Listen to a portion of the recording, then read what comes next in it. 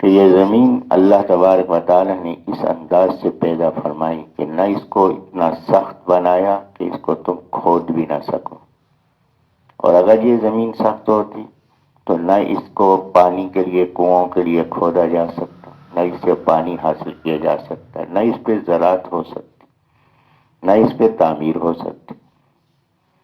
فرمایا کہ اللہ نے اس زمین کو نرم بھی نہیں بنایا، کہ اگر اس زمین کو اللہ نرم بنا دیتا تو ظاہر ہے جب زمین اپنی سطح پہ قائم نہ رہتی تو تم اس پہ عمارات کیسے بنا سکتے تھے، تم کیسے رہ سکتے تھے؟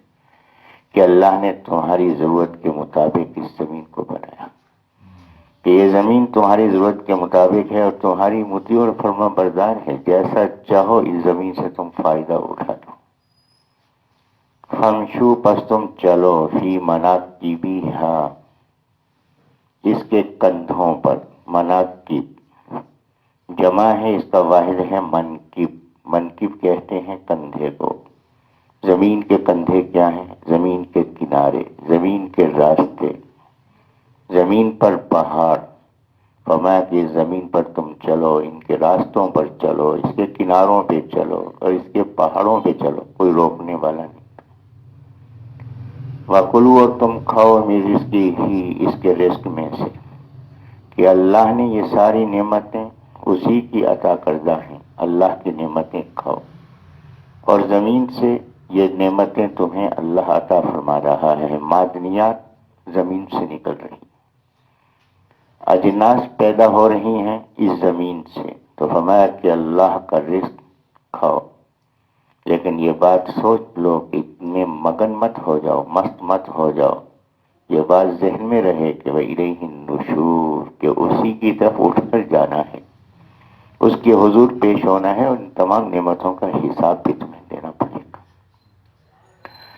فرمایا کیا امین تم، کیا تم بے خوف ہو گئے، من اس سے، فی السماء جو آسمان میں ہے، این یکسفا کہ وہ دھسا دے، بکم تمہیں، الارض زمین میں، فاذا ہی تمور، اور اس وقت وہ لرز رہی ہو، کہ زمین میں زلزلہ پیدا کر دے اور تمہیں زمین میں دھسا دے اور تم دھستے ہی چلے جاؤ، اس پر بھی قادر ہے۔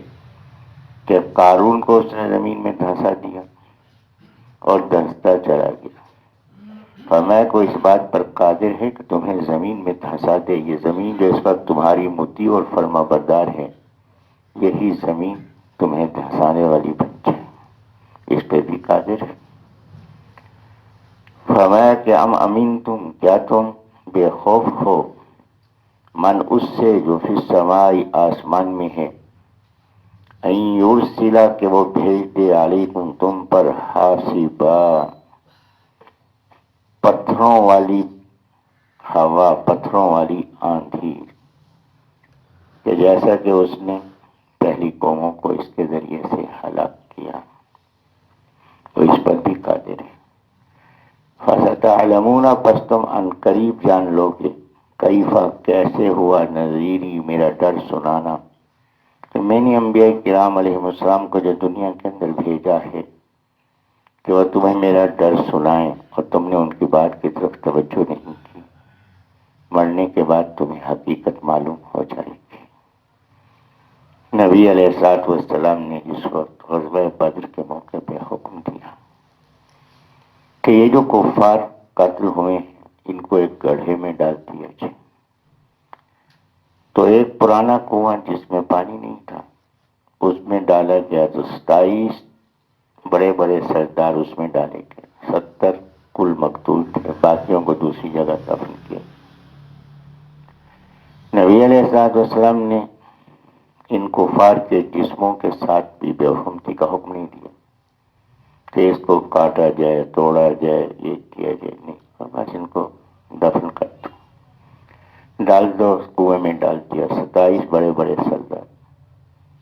نبی علیہ السلام وہاں تشریف لائے، حضرت نے ان میں سے ایک ایک کو پکارا کہ ابو جہل، اے عتبہ، اے شیبہ، اے فلاں، اے فلاں، اب میری بات کی حقیقت تمہیں معلوم ہو رہی ہو کہ میں جس عذاب سے تمہیں ڈراتا تھا وہ عذاب تمہیں پیش آ رہا ہوگا۔ حضرت عمر رضی اللہ عنہ ساتھ کھڑے تھے، عرض کیا حضرت یہ تو مردے ہیں، یہ کہاں سنتے؟ فرمایا کہ تم میری بات ان سے زیادہ نہیں سن رہے۔